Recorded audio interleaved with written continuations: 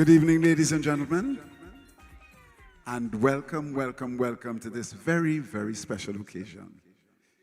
Everybody has had something to eat and drink so far, which means nothing has been left for me. That's okay, I'll get a hot dog on the way down the road. But like I said, this is a very special occasion for a good friend of some 43 years. We met when we were toddlers. That's the only way I could come out of that one. But before we do anything further, let's invite Miss Merlin Corbie to invoke the blessings of the Almighty.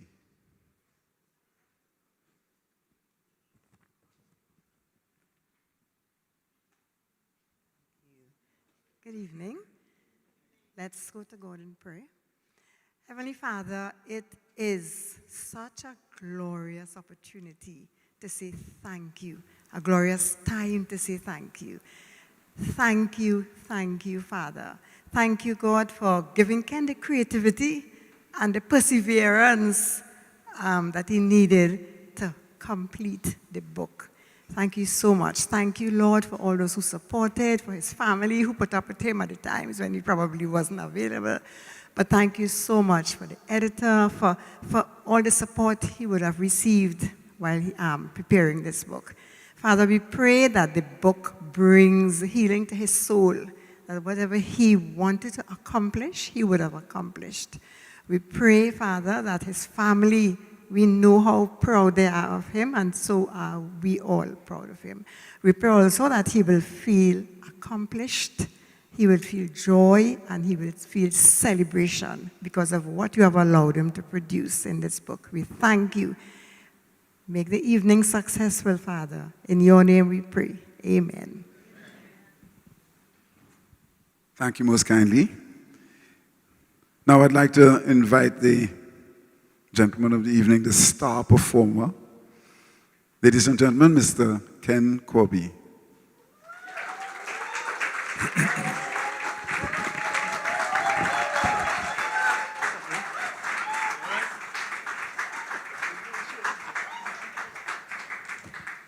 That's an old song, Rev.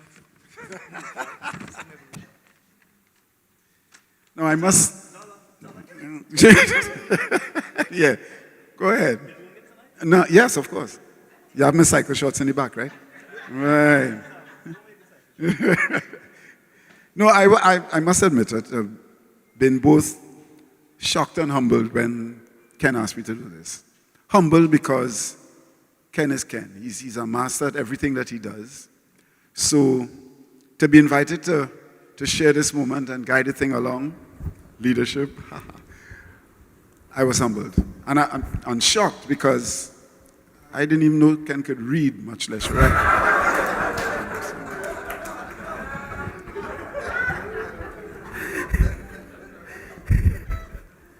So Ken.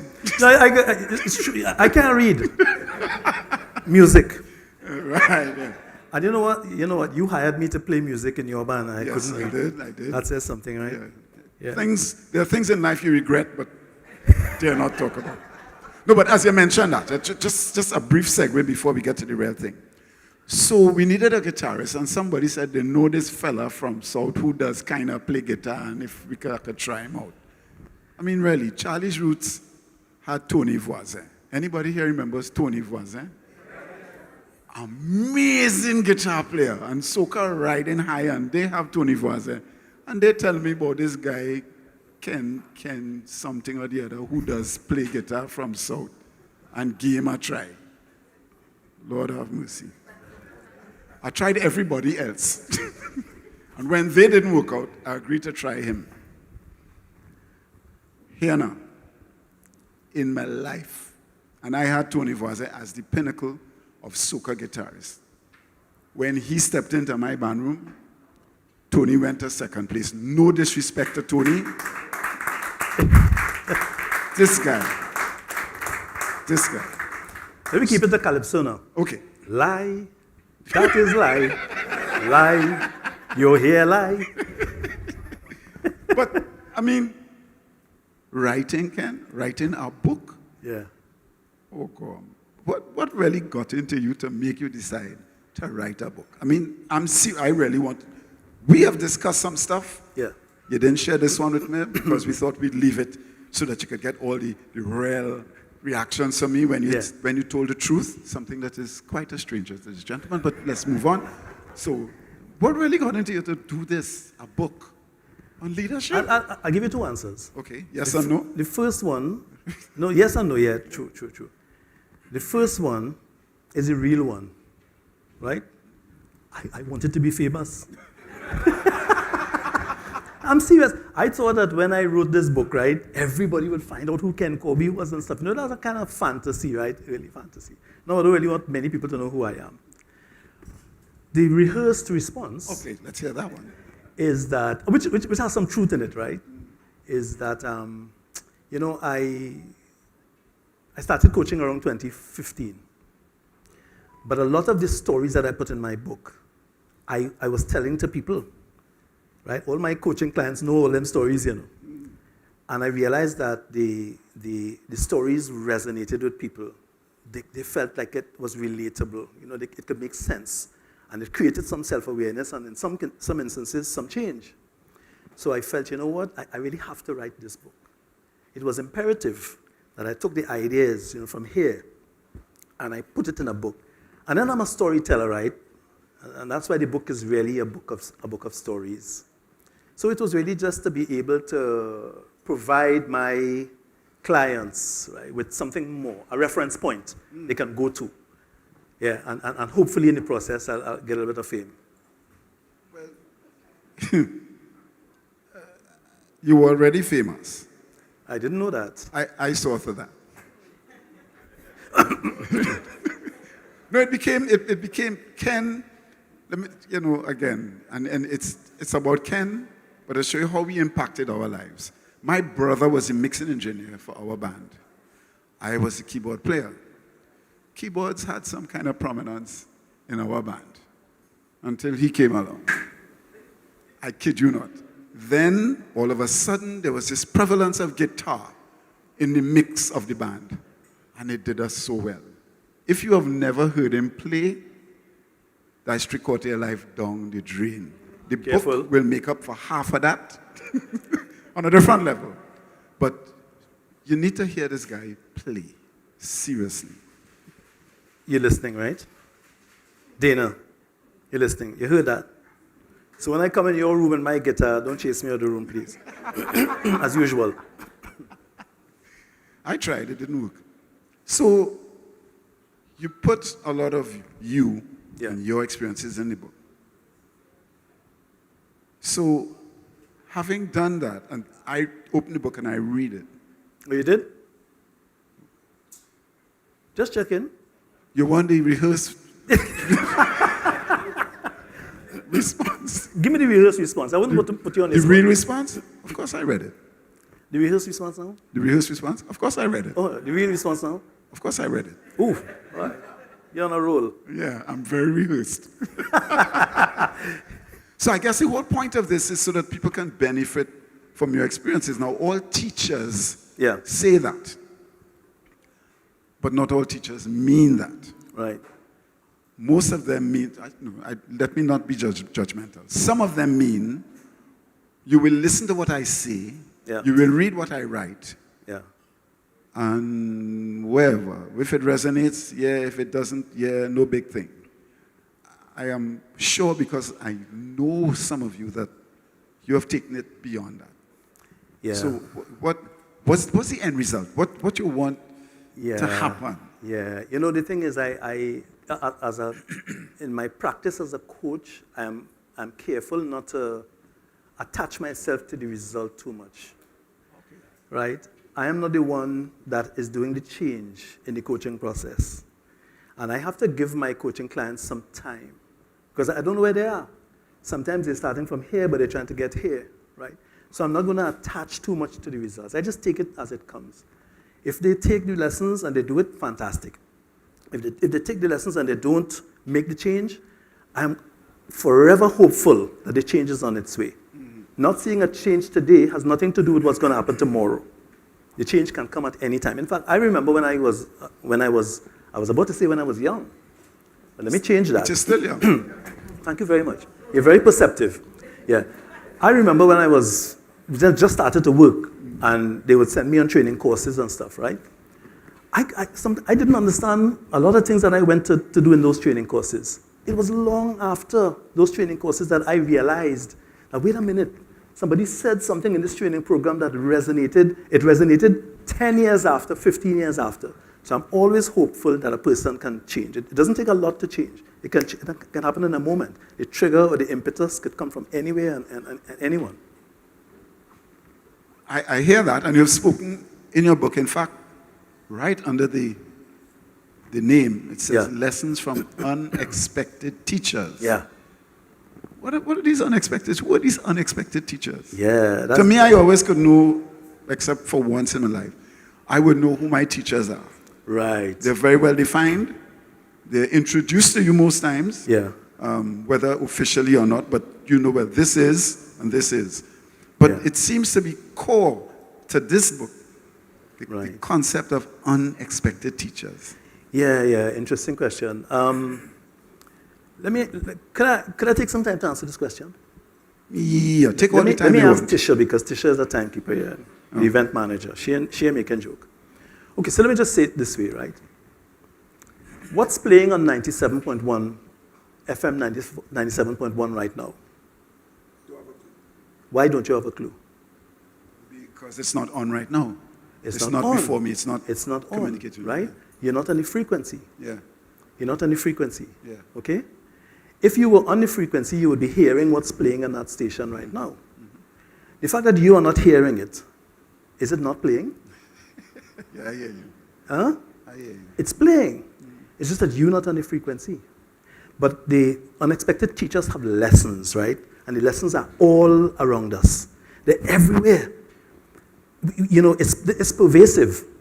They're in your face. But because we're not tuned into the frequency, we miss the boat of a lot of lessons that we get, that we have out there, right? So the unexpected teacher is the person who is in front of you right now. They have a message, something about their life story, something about the way that they show up, something about their whole life experience is there to impact us. But when we are mired in the business of self-defense over all kinds of little things, right? Self-defense, self-promotion, projecting self, defending self, promoting self, we can't hear. We can't hear. So we miss the messages that the unexpected teachers have to share with us. They're always in our space. In fact, in this book, everybody in the book is an unexpected teacher. The unexpected teacher is you. You, by the way you walk, you are teaching because people are always observing other people. Because we don't only learn through instruction. We learn vicariously. People, we learn from observation and that type of thing, right? And look at sharing cultures and so on. So it's always out there, but we cannot tend to select what we want to learn and who we want to learn from. Well, that fella poor now, so he can't teach me nothing. I've heard that. I don't know if you've heard that before. He doesn't have any education, so there's nothing much he could teach me. I know a coaching client who said about his boss that he was so much better than his boss. His boss could teach him nothing. One of the most foolish statements you could ever make, to suggest that somebody who God put on this earth to interact with you can't teach you something, but that's the lesson right there. That's the lesson right there. So there are two people that I identify in this book who are the epitome of unexpected teachers, right? And if you agree, I'll read a little excerpt from both of them. What do you think about that? Not only do I agree, I encourage you wholeheartedly to do so. Is that an instruction, or should I take that on observation? A requirement. Requirement, yeah. Okay. Good. Nice, boy. Oh, my goodness. I have to find it, folks, so give me a second now. You familiar with that book? I don't know the book from Adam. No, but you know what? That's an interesting question, you know. I don't remember what I put in the book. I suggest you read it. Yeah, I think I need to. Yeah. I think I need to. So let me go with this one. Closer to home, during the period when my sons attended primary school, I observed a particular man who was ever present at events organized by the school or the church. He seemed to play a major part in organizing and executing the activities, guiding the boys through routines, organizing food, putting away tables, making necessary announcements, and serving in myriad ways. To me, he was always a staple in the formative lives of the boys. I also noticed that he served as a Eucharistic minister during weekend masses at our church. Assuming he was a teacher, I felt the need to compliment him on the great work the school was doing to engage the boys and enroll them in so many events that positively impacted their life skills. He smiled, said thanks, and then added, "But I'm not a teacher, I'm a parent." That man is here tonight. His name is Peter Williams. And I'm telling you, that was one of the most significant life changes for me when I became aware of what was happening right there. You see, I used to take my sons and my daughters, everybody, to the various events that they would have to go through during school, right? I would drive them to school, I would take them back up, I would even come and sit in the audience. But Peter was not in the audience, Peter was involved. Peter was sharing food, he was making the event happen. That is what I call unexpected teacher, because he wasn't trying to teach me nothing. He was just doing what he was doing. Yeah. But unless I was tuned in, right, I couldn't notice that this was happening, right? And this was an example to follow. So, to tell you how much it changed me, immediately I heard that, I said, I want to be like Peter. I've told Peter this many times. Peter, you here? Sorry. Hey, guys, give Peter a nice round of applause, please. I've told Peter this story many times. I say, Peter, I wanted to be like you. And Colin, I got so involved in my children's lives. It's unbelievable. It was a change. Did he drive you crazy? Of course. Part of it was driving them crazy. I drove them to school or whatever, but also drove them crazy. When Stefan, who's here, was going to university, he had just come back from university, actually, in the first school break. And I said, I like to ask my children questions, right? I said, so Stefan, what was the experience like? How do you feel, and how do you feel now after going away for a year and living in a different country and stuff? And he said, Daddy, I felt as if when I was boarding that plane, I was leaving you behind. That is when I knew I did it. This is not a boast, right? This is an admission. That is when I knew I did it. That's when I knew I made a shift from being an observer in my children's lives as to be a willing participant in what is going on with them. And that is what the unexpected teacher does for us. Live by example. So that's family that you have created. I'm sure there were influences from the family that created you. Oh yeah, certainly. But before we go to that, I think I don't want to forget to honor Peter in a significant way by doing this, right? So I'm going to ask Peter to come, and if he can come, I can give him a copy of my book, special signed copy for him, right? Ladies and gentlemen, Mr. Peter Williams. Mr. Peter Williams.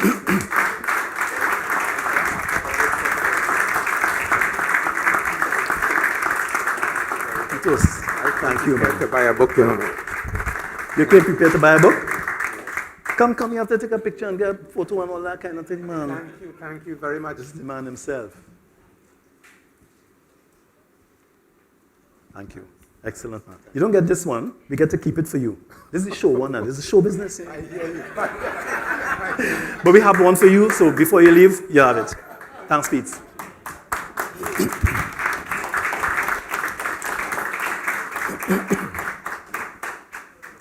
Yeah, you were asking me. Yeah, so that was your family that you created. But I'm sure in like manner, there were influences and leadership examples and experiences that came the other way from you, like your parents, your aunties and uncles. Yeah, boy. In our days, even aunties and uncles had a kind of prominence that unfortunately they don't have now.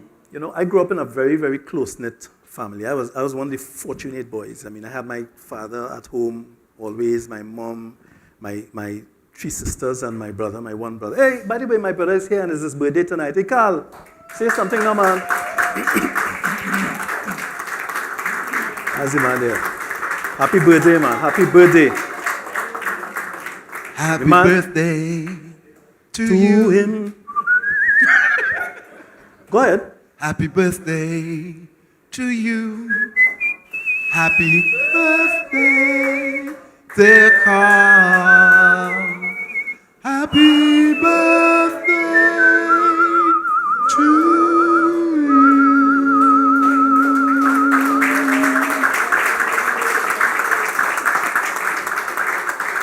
And here we have another birthday as well. Glenda Gordon, right? Yeah, come Serious sing thing, again, man? man. Sing, Where collect, go Glenda? ahead, yeah. Good, No, Glenda. well- Glenda, let us see you, man. No, well, Let after- me tell you, I know Glenda. The last time I saw Glenda, I was 17 years old. That was like And 4 she years looked ago. the same. She ain't look, not long ago. Well, I understand why, because 4 it's not years. a long time ago. You're going to sing Happy Birthday for her too? No, well, you see, you have to do the Marilyn Monroe version of Happy Birthday that she sang for JFK. Where's that one? All right, so I had to do the male version of it. Happy birthday.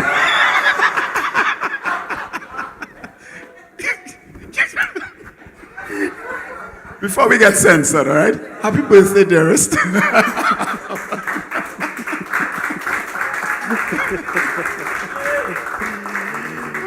Yeah. So yeah, I had a wonderful, wonderful family life and many lessons. You know, too much to mention. I could tell you the one thing, a couple of things I'll tell you, because I've had the benefit of more than one family in the sense that I grew up with a family, but I also started a family. So it's two different eras, right? But in that very first era, I think when I look at my siblings, well, my mom, for example, was the person who I think shaped me in certain ways. Her response to empathy and forgiveness, I'll never forget how she forgave me for something that I did. And she was always like that. Even if you did the worst thing, she could give you a hug. So she taught us that. But she also taught this family to keep in contact with friends. So a lot of people who I know here might know, Ken, go call me. Right? I'll call you. Even if you don't want me to call you. Because I feel like if I think about you, yeah, you understand why I call you now? Because I think that if I think about you, there must be a good reason. Maybe there's an unexpected lesson in there, right, that I should make that call. And I have had the experience when I said, I have to go visit this person, an old lady who I haven't gone, or I have to call, and then the next thing you hear, something happens. So whenever I get the vibe to call somebody or connect with them, that's what I do. But that's how my family is like that. My whole Carl, who I just talked about, Carl will go to the end of the world to find a friend or a relative, Boy, listen, if you call on a Sunday home by me, Carl talking to somebody in Miami, right? You know how the conversation goes, Colin? There ain't nothing to talk about, eh? So Carl will say, yeah, boy. Yeah, man. And when you try to hang up the phone, you say, hey, you remember Mr. Mason? He used to live... So it's not the content, it's the connectivity.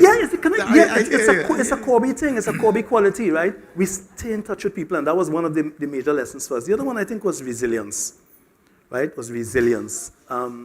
This family has a quality that I have not seen anywhere else. Maybe I haven't looked hard enough for it. But this family has a smile, an enduring smile. People tell me about my smile. They tell me that it's it's a warm smile and they feel welcome and that kind of thing, right? Every one of the members of this family, especially my family growing up and small, right? My father had this saying, if you have something to do, do it. And because of that statement and what happened when he made that statement to me, I don't stick. So I learned that, right? Those are things that I learned. But in my home now, two key lessons that I think I continue to resonate with me. One is something my wife said to me. She doesn't want me to talk about her. Christine, she's somewhere. Hi, Chris. Yeah. One day she said to me when I was about to have a policeman go and arrest a fella who had some money for me. And she said, Ken, think this through before you go and do something like that. I was going to look for the guy, right? I don't know what we're going to do. I wasn't a bad man, but he was a bad man. I wonder if he's here, Jeff. But Jeff was an old police, and I know Jeff was a serious guy, right? And my wife said to me, she said, Ken, what are you going to, I want you to think this through to its natural conclusion. It's only money. Let us sit with you for a minute. It's only money. And I think that that statement changed the way I saw money and my relationship with money. There was a time when the money was everything, It was a real hustle. I couldn't let it go. And I feel like even if I lose it, it's still only money. Does that? Not your money, mine. Oh, sure. I can't lose yours. It's too much. Okay. So I'm still getting paid for this gig, right? Yeah. You're getting paid for the gig. But let me say this, right? When you talk about resilience, right, there is a story in my family that is in this book that is resilience par excellence, second to none. You want to share it with us? Yeah? Please. If I want to share it with you, I thought you'd never ask. I almost didn't. You almost did. Oh, I read it anyway. I had to kind of sit up for this one, right? You hear Corbie daughter making baby? What? For who? For poor G girl, Miss Child's son, the one who does beat steel pan with cord masters. Oh, well, I hope he know he have to marry her. Rumors about this kind of event led to all manner of speculation about what happened. When it started, who noticed when things were heating up, and who was sure it was bound to happen sooner or later. Once Therese's belly began to show, my parents' anguish took on new heights, extremes that led to the inevitable. She had to leave, and her exit was unceremonious. Let me tell you what is, but I'll tell you, right? This is, of course, the story of teenage pregnancy, right? So I'm going to ask my sister to come and collect one of those fake boxes, right? But I'll let you know that she left school at 16 and had a total family, 3 children, and all that comes with. Yeah? She had to interrupt her education in a significant way. And Cephas, you have it ready? And I want to introduce you to Dr. Teresa Charles.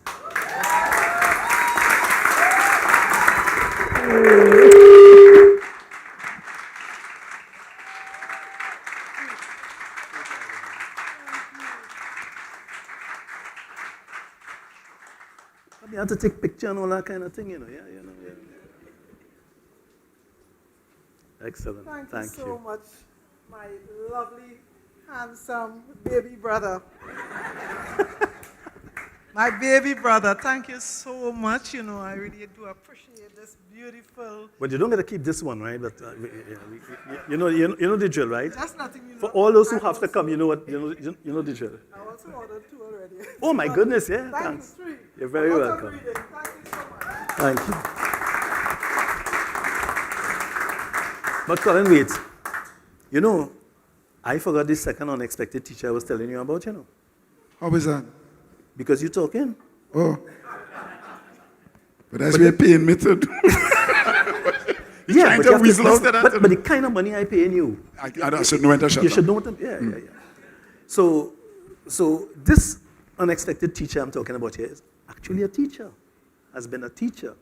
But what was interesting was that, yes, he had a formal role to teach me and others, but it was the level of interest that he showed in me as a person, right, that made the difference, okay? And that person, hey, I have to read that piece again. Oh my goodness. You all don't mind that, right? Yeah, read like you're crazy. His voice not sweet like a guitar playing, but you're tolerate it. No. Wait, hold on here. Yeah. My voice is not so sweet? No. Trust me. Sorry to hear that.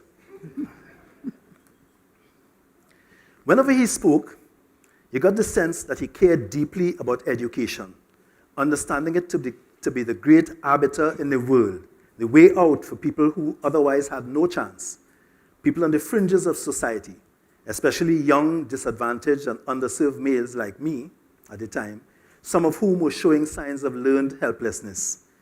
He once told me that men, at times, needed to look beyond the mask and see the pain in the eyes of other men, as this would build social consciousness. Therein might lie the panacea for many of our social ills. See, the language changed a little bit, right? This man is academic, you know. Can't write any kind of jokey thing. But so, I want to introduce you to my good, this man has been a mentor to me, if mentorship really, if you could pay somebody for mentorship, he would be, well, he's already a multimillionaire, so maybe he might be a trillionaire like Elon Musk, right? So I'd like to invite Dr. Lennox Bernard, my mentor from university.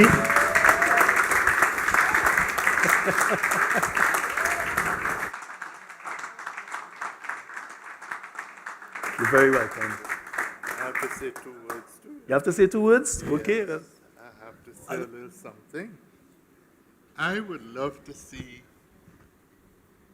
his mother. Is she here? No, she passed away 1996. 1996. That's the first picture in my mind of a woman who struggled across Laventille Road, across the river, in her stiletto heels, with all the style and pomp of a woman who was making it, but struggling and using her mask well. And I have even told Ken that when he started to let that voice speak to us, that he needed to do a story of that lady, because she represents so many women who carried themselves with dignity, even in environments that were so hostile against them. Ken has written an excellent piece of work. It took time, effort, and I'm not reviewing it now, Ken. I'm just telling you some of the things we had to go through. We are getting more and more young writers, like Ken, whom I consider Young, you said, to you be know. forever young. Forever and our young. writers are Perspective. beginning that they have to tell a story. That's the fable part to it. They have to reenact the past, which Ken did, and through his various stories. They have to show cause and effect, how certain things would change, and that is the business and management skills that no doubt he would employ in the book. But there's a part that is coming out of young writers now, very humbling but very true, where they are making a case for change. They are creating what I like to call puzzlement when they write. So this book will embrace all those qualities. It will be a story with the once upon a time. It will deal with cause and effect from his humble beginnings and what effect would have led to the next move. It would deal with all those other areas that relate to life in general, but it would provide us with, and it's not my words, it's the great James Millett said it once, our writers must keep us forever being puzzled by who we are and where we want to go. So when you read that book, I'm doing a little salesmanship here. Please. When you read that book, quietly look for the puzzlement section in it. The one where it is making a case beyond the book itself. And Ken has done that. And I'm mighty, mighty proud of all the buff he took, all the admonitions, and so on. And this other goodly lady whom I also was involved in education, so it seemed as though the family seemed to be close to me in many ways. Of course. Thank you very much. You're very welcome. Thank you.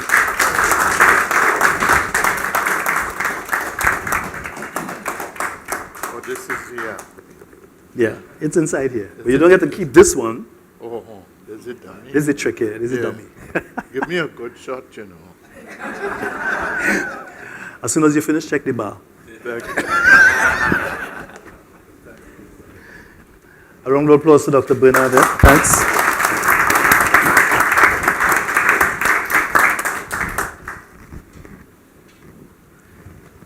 Congratulations, sir. You did a very good job. Very good job. So, you mentioned in our brief talk the other day when you came by me and drink a set of rum under the pretext of a pre-event briefing. One set of rum, but let's not talk about that. You mentioned about the importance that a particular kind of learning had for you. The learning that came about as a result of conflict. Yeah. I found that really, really interesting.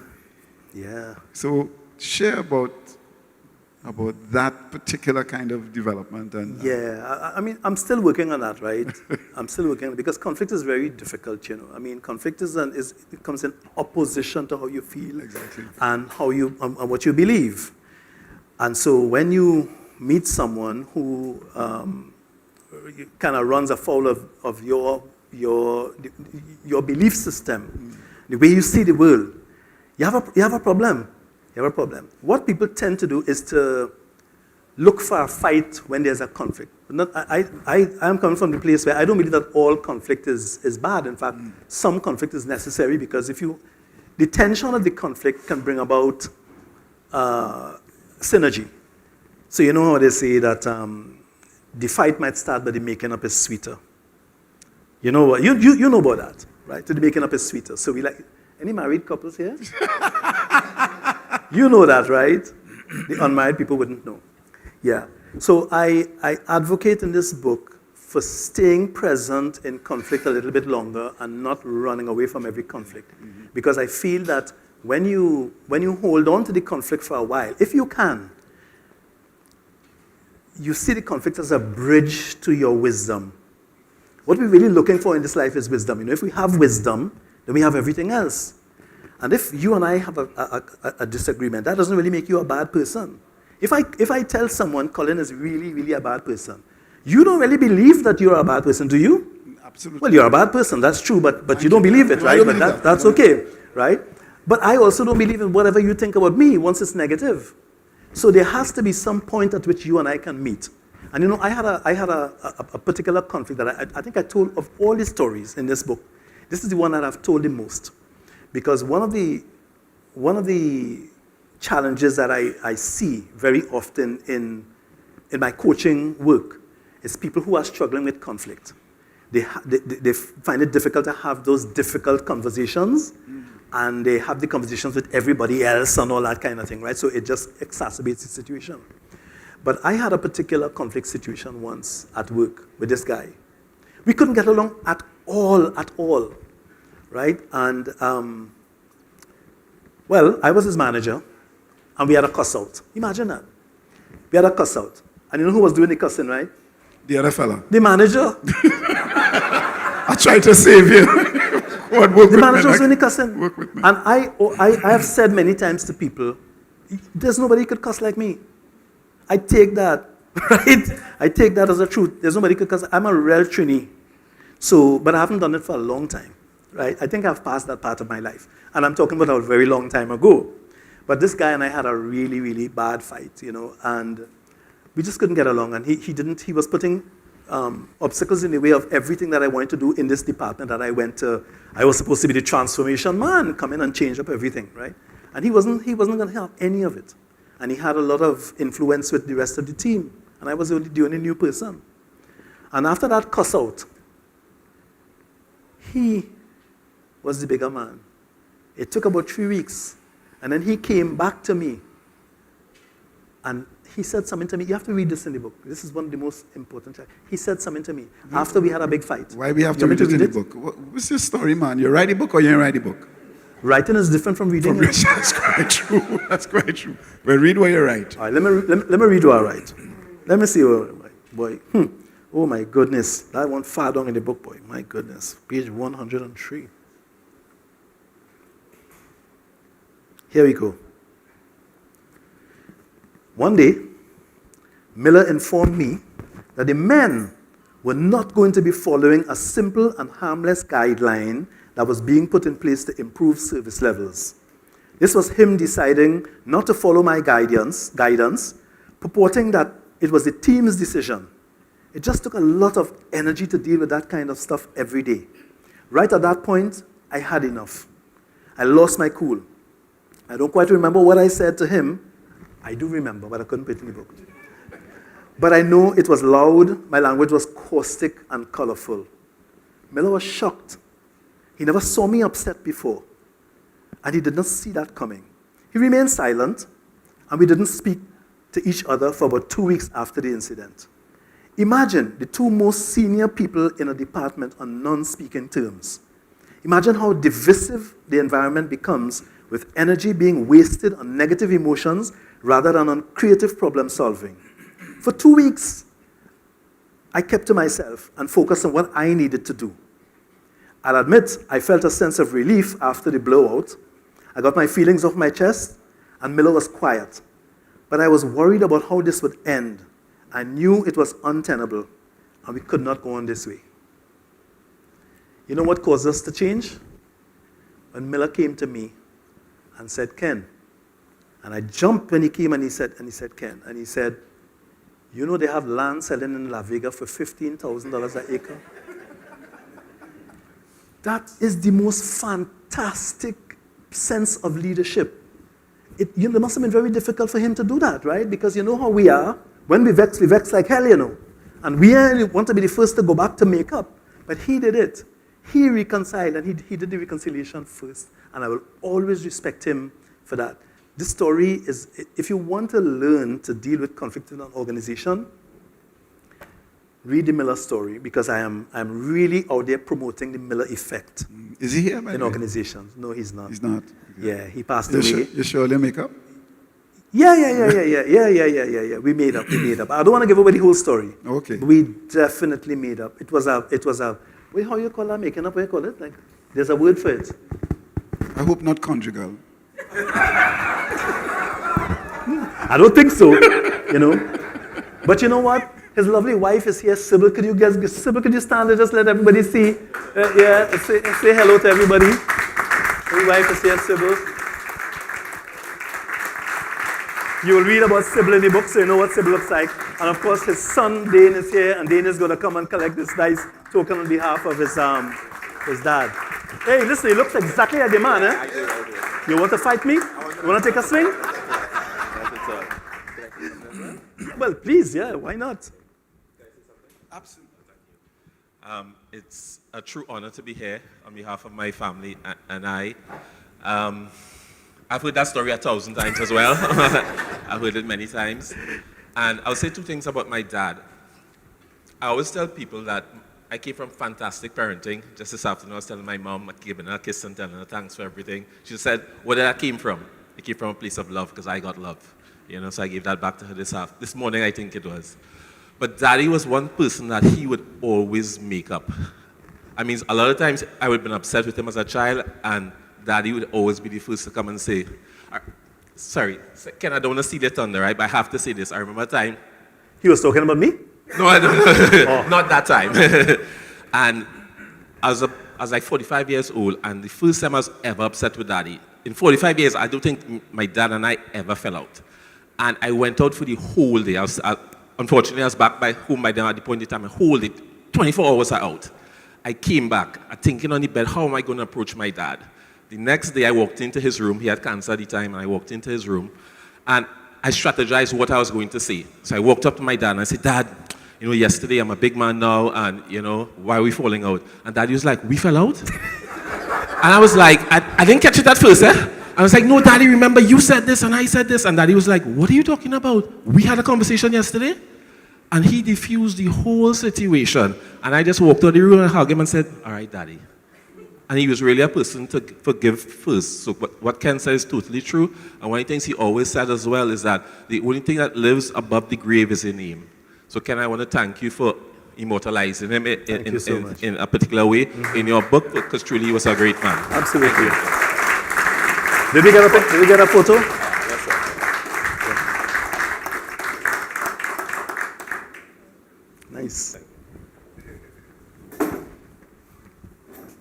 So before we get back to it, I have a little organizational conflict story too. You know. Okay? Yeah, I was sharing with a Bajan friend of mine that my boss was pissing me off so much, and I reached the end. I didn't know what to do again. Yeah. Bajan said, "Ma, I have a boss who used to get on like that with me."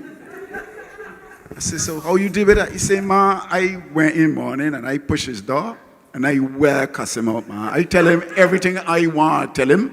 I tell him good, I tell him loud, and then I slam the door and I go my way." I said that. I say, well, you better come bait, you know. I should have said Jamaican, because I'm much better Jamaican. Yeah. So finish it in Jamaican, yeah. oh, me go and me push him down, and me tell him, say, me cuss him out, you know. Everything that come from my mind, me tell him, you know, me cuss him out, man, and me pull it down, me gone, me way, man. I said, that sound like a good thing. So next morning, I go on in work, I push my boss door, and I well cuss him out. I tell him everything. What I ain't tell him is what forget. I lost my work. So when I go back by my Jamaican partner, now he see me down in it. He say, "Boy, Colin, what go on with you?" I said, "Well, I get fired." He said, "But oh, you get fired?" I said, "Well, I do you tell me?" I go, I push my boss door, and I cuss him out. He said, "Brethren, he was in the office when you do that."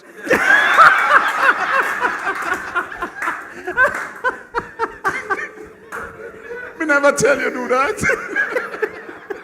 So conflict resolution didn't work for me. It didn't work for me. You had to choose your battles. Yeah, for sure.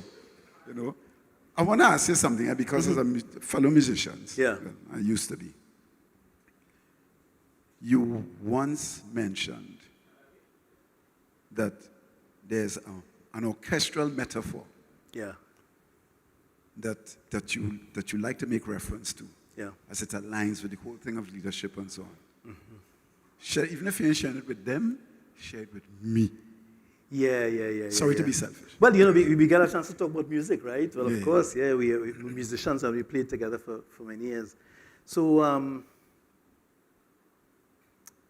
you know, an orchestra really doesn't need a conductor. So what metaphor I wrote about, I alluded to was the conductor, leadership being like the conductor in a large orchestra. Because the conductor has to make sure all of the parts are working well together and they're in unison, right? He has to make sure that the brass and the people are interpreting the music the way he wants it to be interpreted and according to what's written on the sheet, okay? But it's not totally necessary because we didn't have a conductor when we played. You kind of were the conductor, and I remember those days when you were like, bam, bam, bam, bam. I don't want to hear that. I don't want to hear that. I want to hear pa, pa, not pa, pa. That was the conductor. You were refining the music, right? That is what the leader does, yeah?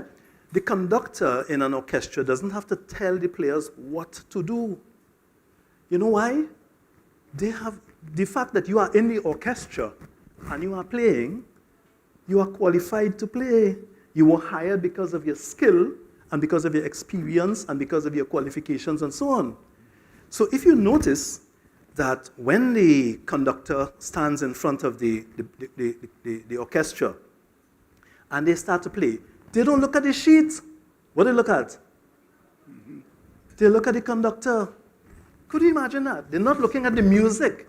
Why don't they have to look at the music? Because they've done it 1,000 times. They've practiced it. Somebody said to me recently, the best spontaneous solo is the most rehearsed one. Right? So when people are at work and we are their leaders and we are the conductor, our job is not to constantly tell them what to do. We don't have to design everything, sign everything, check back everything, make sure, what is that? That is not leadership. So what the conductor I'm talking about, when the conductor raises his hands like this, he's elevating the music now to a new level. Okay? When he softens it or he does something like that to the singers, he wants to quiet it down. He's lowering the level of energy. So he can raise the energy or he can lower the level of energy. And when he does something like this, he's creating emphasis. And when he says, he is creating punctuation in the music. And that is what the leader has to do. Because when it's done, there's a significant difference between what appeared on that piece of paper to what is actually played, because the piece of paper has no emotions. But people that we work with have emotions. So what we have to do is to play to those emotions, and as the leader, that person corralling the forces of that orchestra, what you're doing is creating a work of art. That's what you're doing. You're creating a work of art by those punctuations and that emphasis, right? What you want to hear. And so I guess my question to everybody here who has a leadership role, especially a formal leadership, not even a formal leadership role, is what is the work of art that you are creating? And unfortunately, many people, particularly in organizations, don't have a clue. Yeah. Many people that are hired as managers, Right. they perform as managers. They see themselves entirely as managers, Yeah. totally divorced from the leadership role. They don't see it at all. So if they don't see it, there's no way they can really, function effectively. Yeah. So, I mean, I don't like to associate management with people. You manage resources, right? You manage assets. Yeah. You manage money. You manage plant and property and stuff. You lead people. Yeah. You lead people, right? So the person, you're both leader and manager at the same time. But when you're in a leadership role, what you are really doing is building relationships. That's what it is, And I feel like in the book, I think people will see that come out very clearly, that I'm a relationship guy. I want to help solve the most difficult relationship problems, right? Through the work that I do.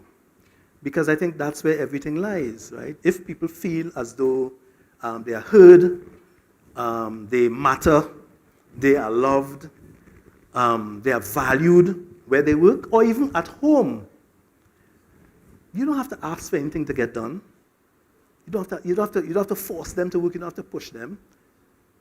We're going to operate because we operate based on our potential, right? You could come and spend 2 weeks home by me.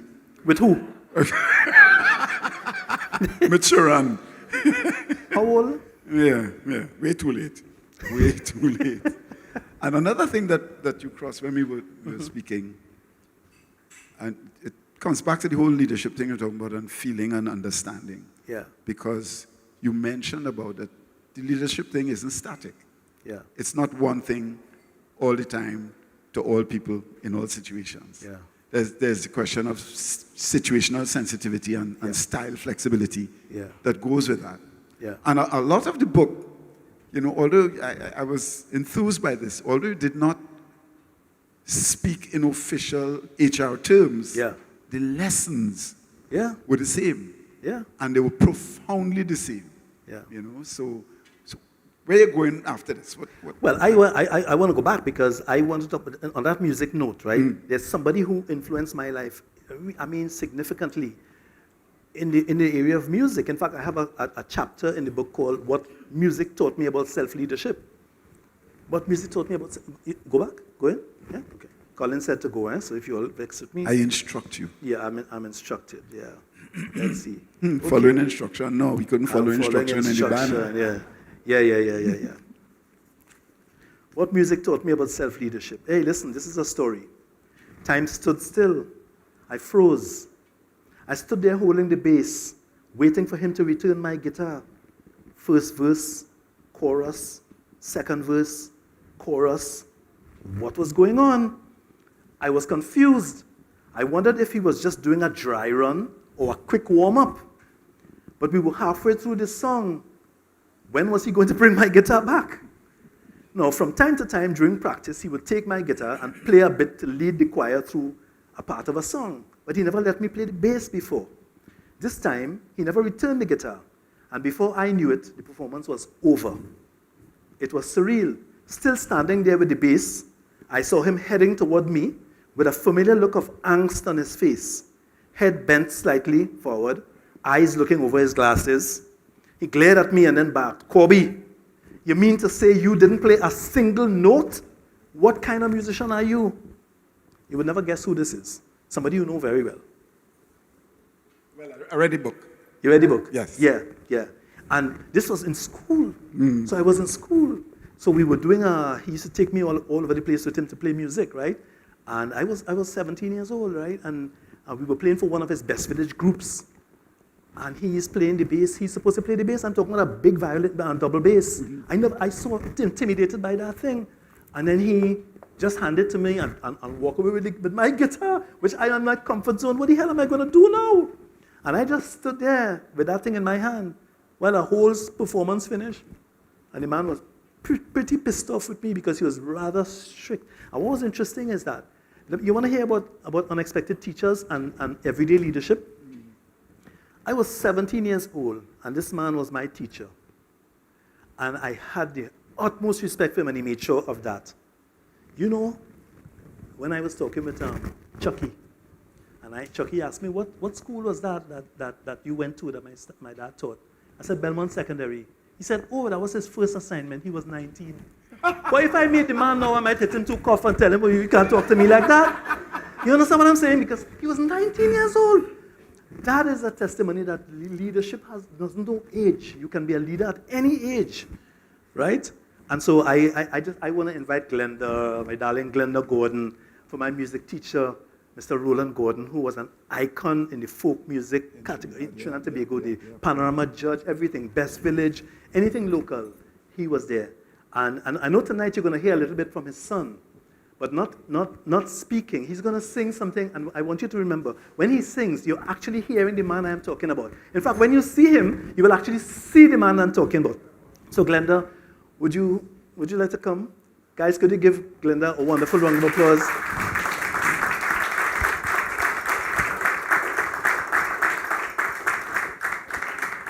You're very welcome. Thank you. And your birthday, guys, yeah. Yeah, but this is the second one that you didn't sing for. Happy birthday So let's get the picture while Colin's singing, yeah. to you. Happy birthday to you. Thank you very much. It's a pleasure. Thank you for sharing Roland with me.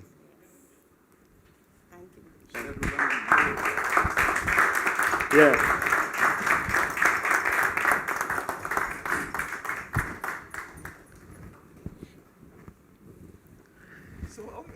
How many more stories you have to tell? I mean, Boy, plenty stories. you know, because they have a talking like my training now. They have thing in that book that I read that I ain't hear you talk about yet. You know. Yeah. So we extended by another hour. What time we have? I'm not going to ask Tisha. But let me just, I have a couple more people. I think I have a couple more people that I want to honor tonight. Okay, great. Well, a couple of areas that for me, I feel on this leadership journey that I notice with leaders, and I'm speaking like this because I want to talk about the good side of leadership, right? Because the book has a segment called the darker side of leadership. And the first part talks about some people who I consider to be really icons in certain aspects of leadership. And there was one person who was my manager who taught me about accountability. He could hold you accountable. Have you ever heard of Victor Griffith? Really, I will now. Really, really quick now. You will hear, you know. You guys okay with this? Yes. You sure? All right, well, ask for it now. Tamika, you okay? Tamika, you're hearing all these stories about all these people, girl. Listen, I have to tell you about Griffith, I have to be honest with you.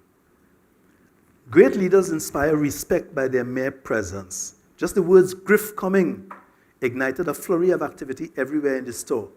The front store supervisor busied herself tidying the desk and checkout counters. The meat supervisor suddenly remembered that she had not put out the minced beef and rushed towards the meat room to get it done. A few replenishers who were gathered together behind the front store supervisor's desk scattered hastily to their various lanes. What was all this commotion about? Word got to someone that the operations manager, Victor Griffith, was seen driving into the car park. He was making one of his legendary unannounced visits to the store. If you ever want to learn how to hold people accountable and separate the person from their behavior, you got to read this particular chapter. What is it called? Let me see. Hold on. The Straight Shooter. Straight Shooter. And I just want to invite Miss Marlene Griffith, the wife of the late Victor Griffith, who was my mentor back in my very first leadership mentor.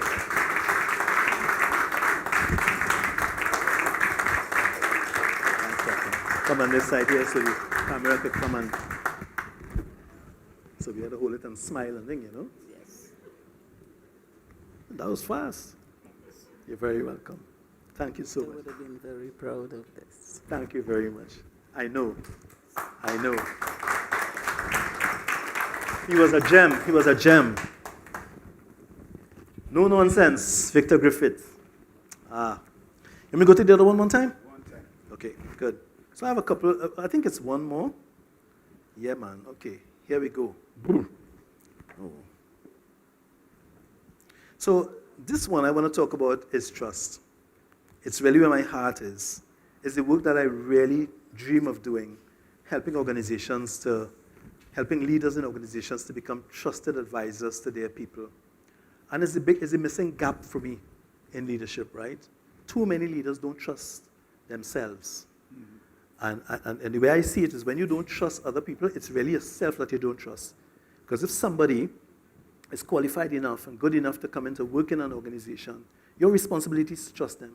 Your responsibility as a leader is to defend them and protect them, not to hurt. Okay? And let me tell you about a manager who absolutely got it right. I mean, this chapter is called The Art of Engagement. The Art of Engagement. It's the last chapter in the book before the conclusion. It was not long after joining this company that I came to acquire this sense of being trusted. My feeling was confirmed after a customer called with a complaint about her phone. Although the customer did not have the right to a new phone because the circuit board showed evidence that the phone was in contact with water, she demanded a new replacement at no charge, even though this was not covered under the warranty. In our conversation, she made it clear that she knew Mr. Barrow and would be going directly to him if I did not give her what she wanted. Being very new and unsure what the culture of the company was, I decided I would approach Barrow and give him a heads up on the matter, just in case he may have to overturn my decision. I explained my intended decision to him, and he agreed with my approach. Just in case she contacted him, he would be prepared. But something more important happened in our conversation. Initially, I thought I was taking a risk, but as it turned out, it defined the way I would be managed for the rest of our time working together. Here's how the conversation went. Mr. Barrow, I'm really excited at the opportunity to be part of your team, and I look forward to making a difference, especially in my areas of strengths. I believe when it comes to retail operations, there's no problem I cannot solve. So customer issues like the one we discussed today, I would like to take it off your plate. If I get stuck anywhere, I'll reach out to Brian or yourself. I think the general idea is that in my shop, the buck stops with me. Barrow gave a half smile and nodding his head slightly said, I'm good with that. No, I can't do the Bajan accent. He said, I'm good with that. Neither could I, apparently. Yeah.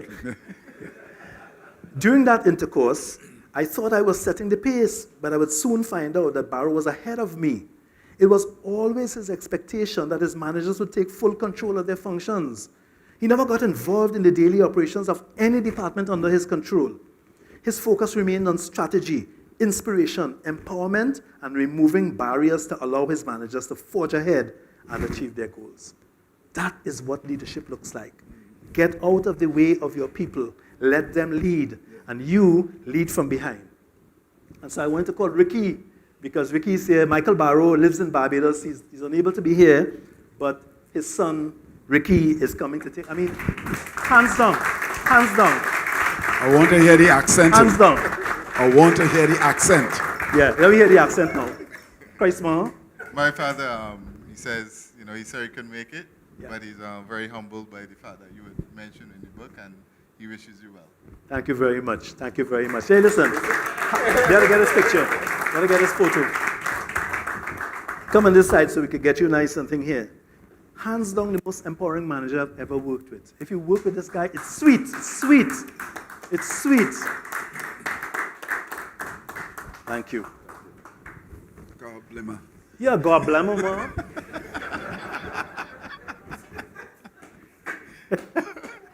So who else you have to pick up? Well, there was another manager in TSTT at the time when I worked there, right? And Michael Barrow was the general manager. I didn't report directly to him, But I don't know, but maybe he just created something in that environment that was magic. I mean, it was absolutely magical. You have to read that chapter.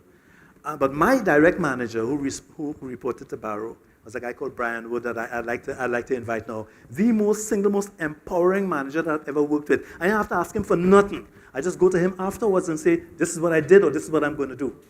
Right? And it made it happen. And I always remember when we wanted to get the McDonald's locations across Trinidad and Tobago, and Brian and I were in the office having a chat, right? And we were looking to expand the local cell phone network, right? Mobile network. And Brian said, Ken, boy, if we could only get the McDonald's locations, boy. I said, Brian, you're serious? Do you want the McDonald's locations? He said, yeah. If we could get that would be a great footprint for us. And the rest is history. I didn't have to explain to him and tell him anything. I just went out there and found all the McDonald's locations in Trinidad and Tobago for that company to put their mobile stores before they closed their mobile stores some years ago. So, Brian, please, if you don't mind, guys, give Brian a round of applause, right? Good.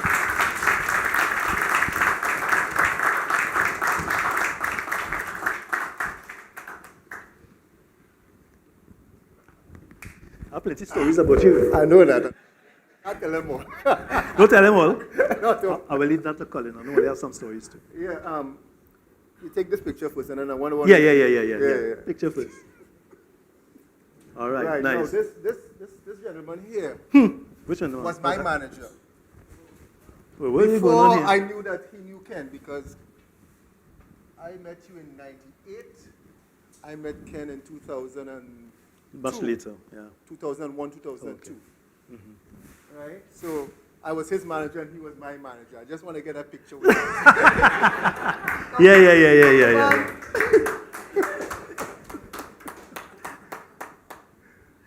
Plenty managers, boy. The whole management up here now. The only man missing here is Barrow. Yeah, but look at him there. That's Barrowlet. Huh? But he looks a lot like Barrow. Thank you. Brian, I am disappointed that you didn't tell them more of our history.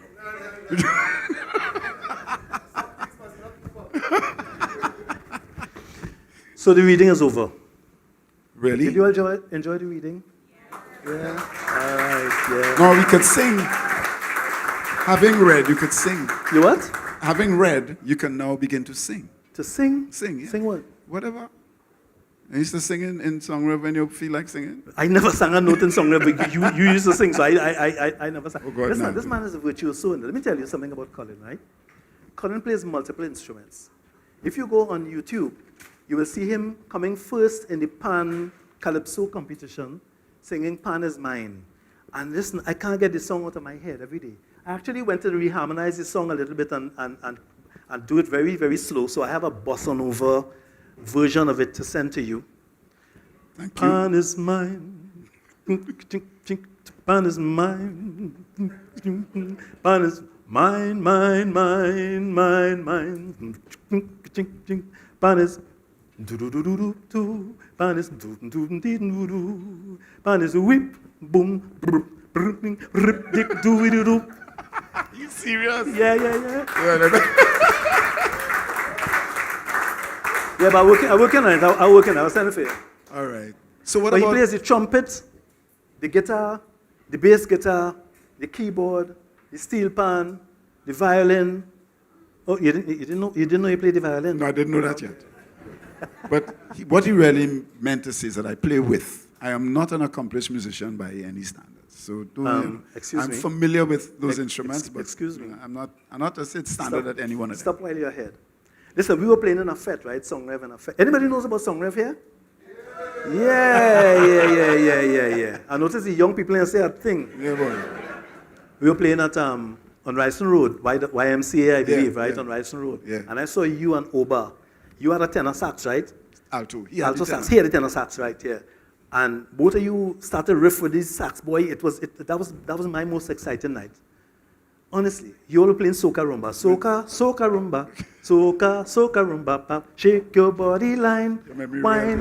Wine. Shake your body line. Hello? Yeah. And you went on that saxophone.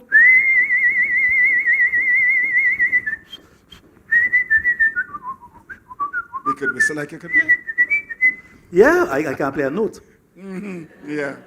So, what about book availability and stuff? Right, so the Talk to book me is about now available on Amazon.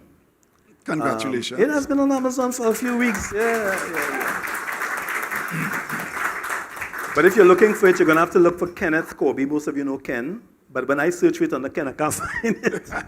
But if you look at the title, it's Everyday Leadership Lessons from Unexpected Teachers, or Kenneth Corbie on Amazon. It will be available in the bookstores in Trinidad in a few weeks' time. Okay. We're a little bit behind. And if you want copies, I have.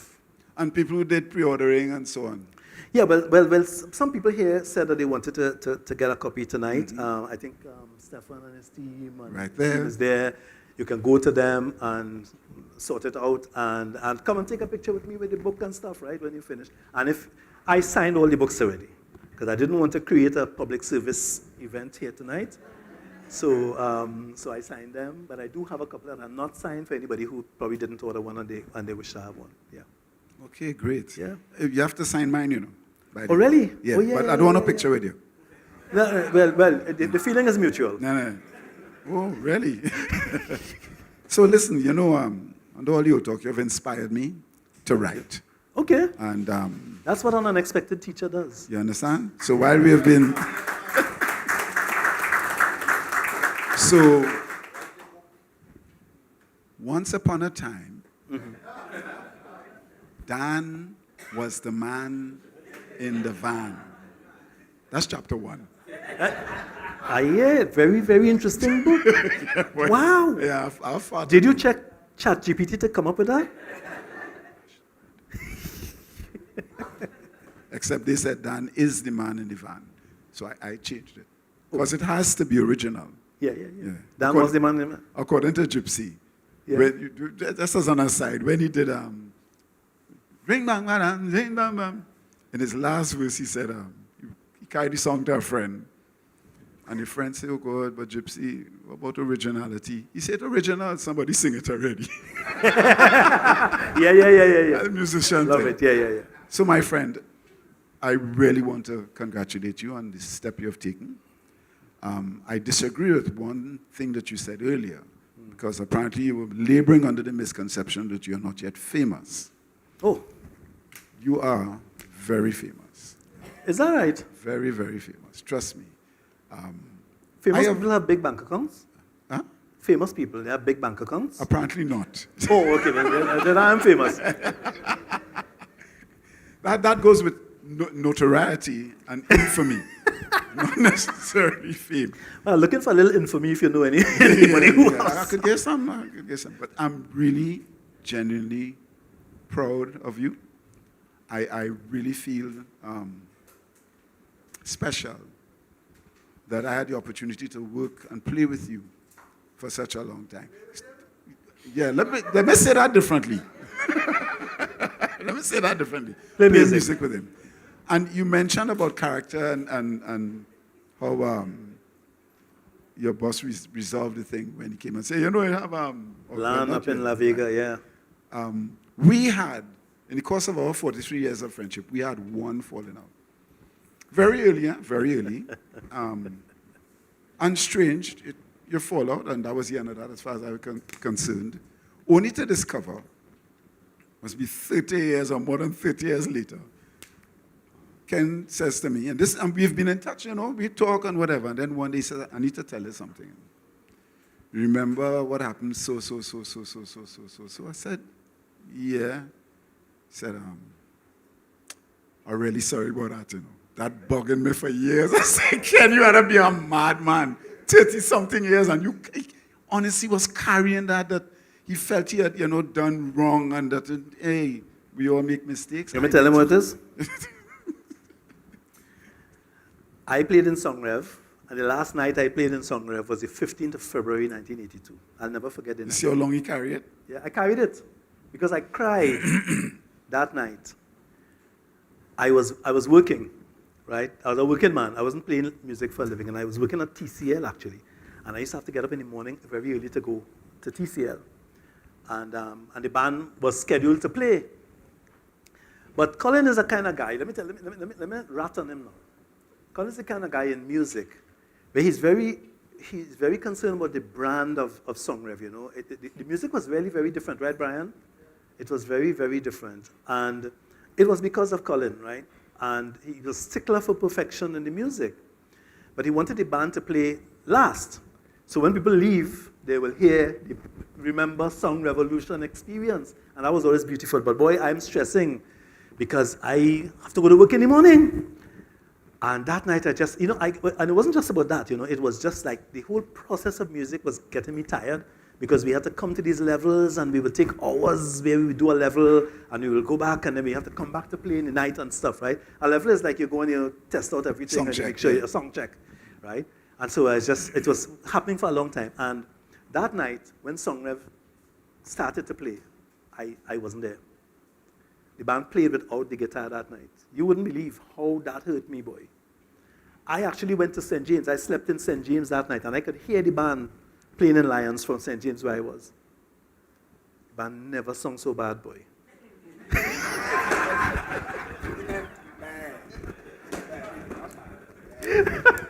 No. The band was the band. The band was always fantastic. But that night, I was so angry. I was so thinking, you know, and I reflected on it a lot.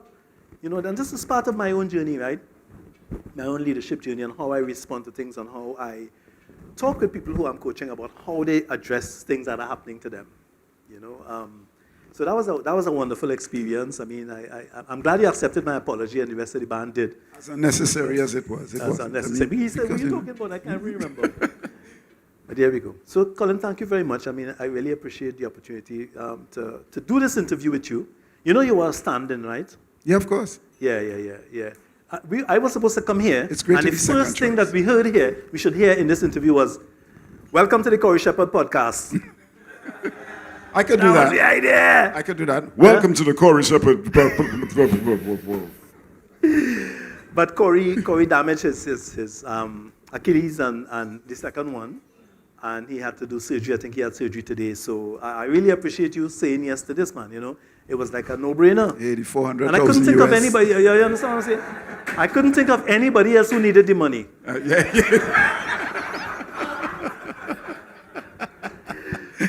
Yeah, man. So how we doing this outro? Check our bank transfer.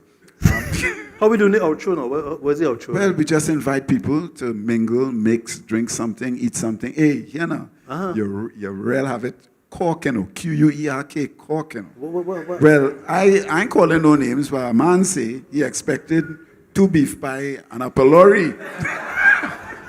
Not calling any names, Brian. I'm not calling a name. He say, but when he turn up so and look wrong, it's all kind of horse divers.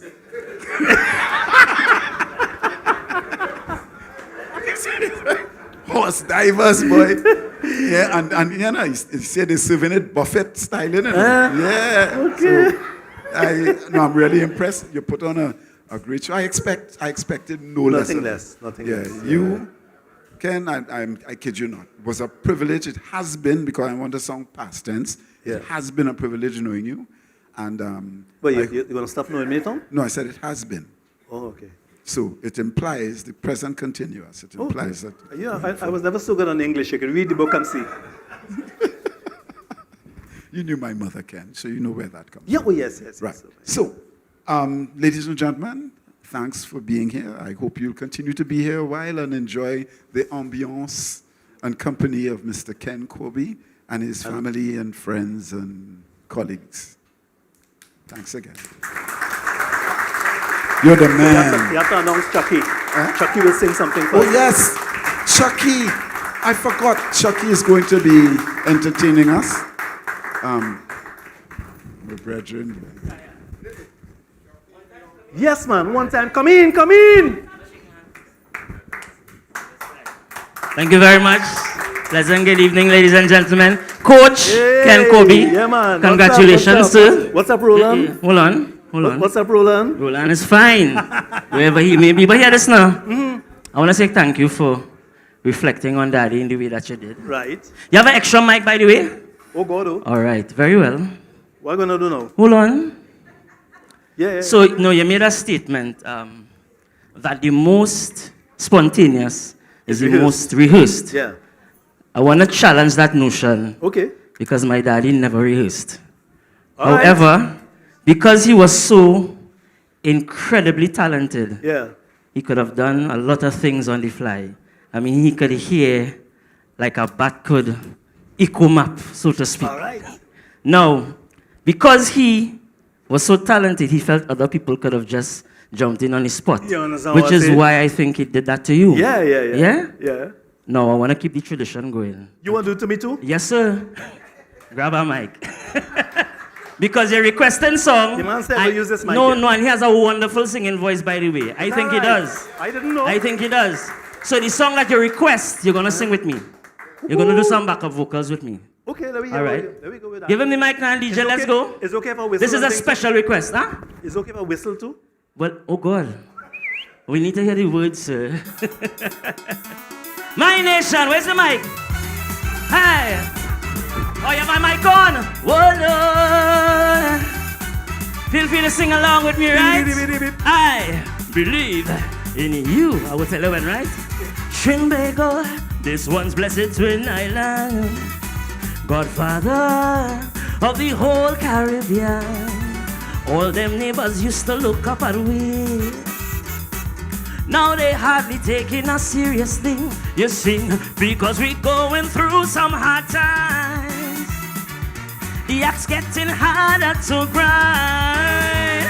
Although we going down a slippery slope, I would never ever give up hope, because I don't believe that any politician should succeed in dividing this nation. I don't believe in all the gloom, nor the prophecies of doom. Divided we all shall fall, so times they heed a nation's call. Because I don't believe that the solution, the song in the right, lies in the of the trade union. Sing with me. But I believe that we will come back. I believe in the red and white. Come back. I believe that we will pull through. Why? Because Trinidad and Tobago. Take it away. I believe in you. Yes, my people. Yeah, man. I believe in you. That we talk about. Oh, no. As soon as things start getting a little harder, I see people seeking greener pastures. People who I thought would stay and fight. See them hustling to get on the first flight. So try it. But I not abandoning ship. No way, cause I unborn on the whole trip, like everyday leadership. And I'm sure that I'm not alone. So let's work hard and rebuild our home. Because I don't believe the preacher on the pulpit is more sacred than the imam and pundit. No one race is superior to feel they could rule forever, using us for fortune and fame, making us pawns in a chess game. I say, my people so mad to follow them, cause I'm killing the race card. And there we go. Well, I believe that we will come back in the red, white, and black. I believe that we will pull through. Oh, help him. Cause Trinidad and Tobago. Take it away.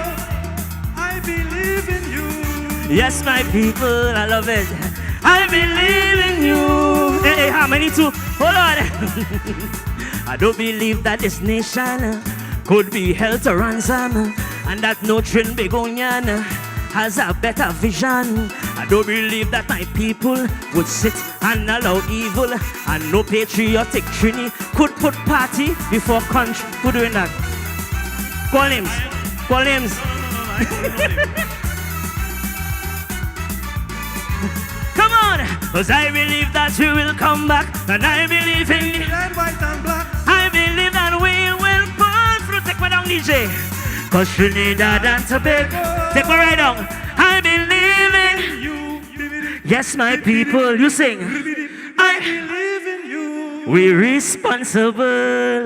I believe in you. We well capable. One more. I believe in you. One more time. I believe in you.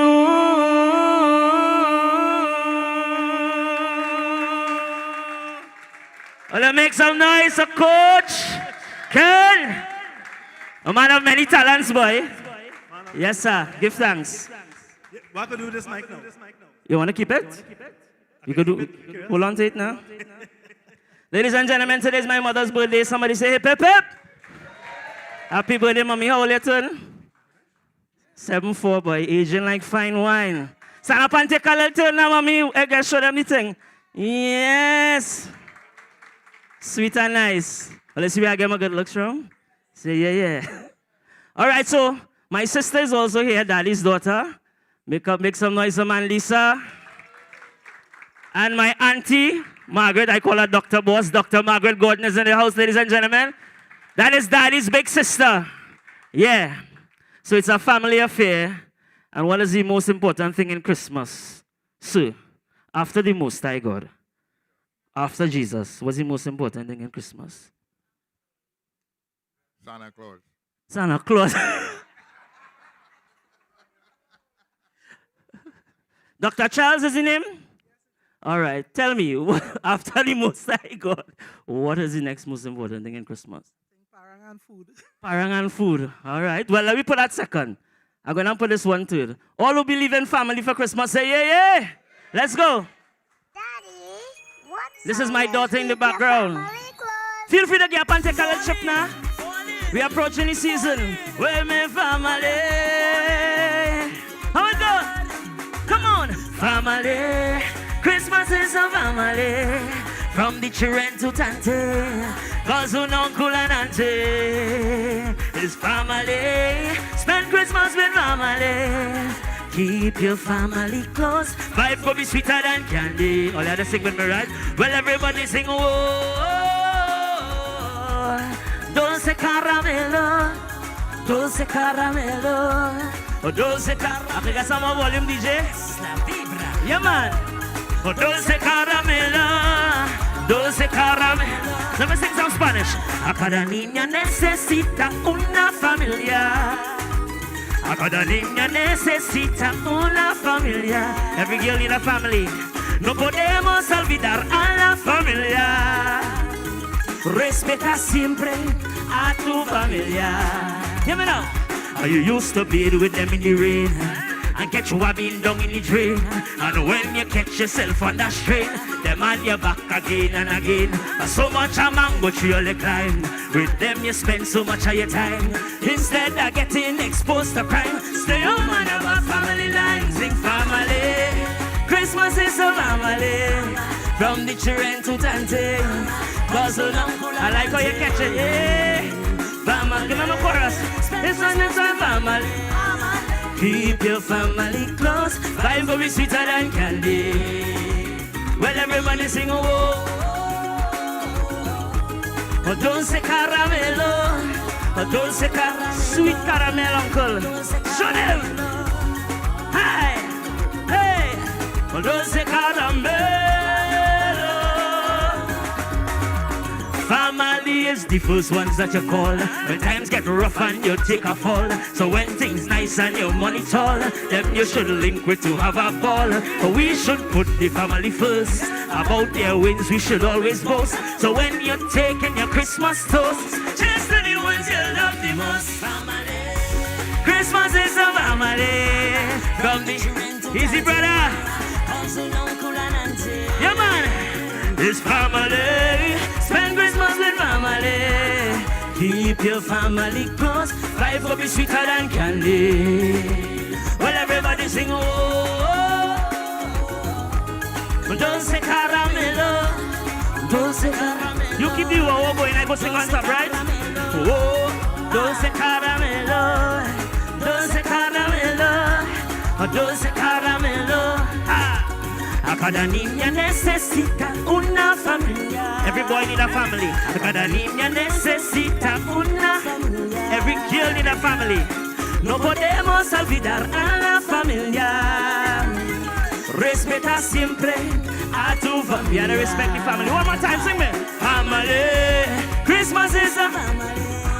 From the children to tante, cousin, uncle, and auntie.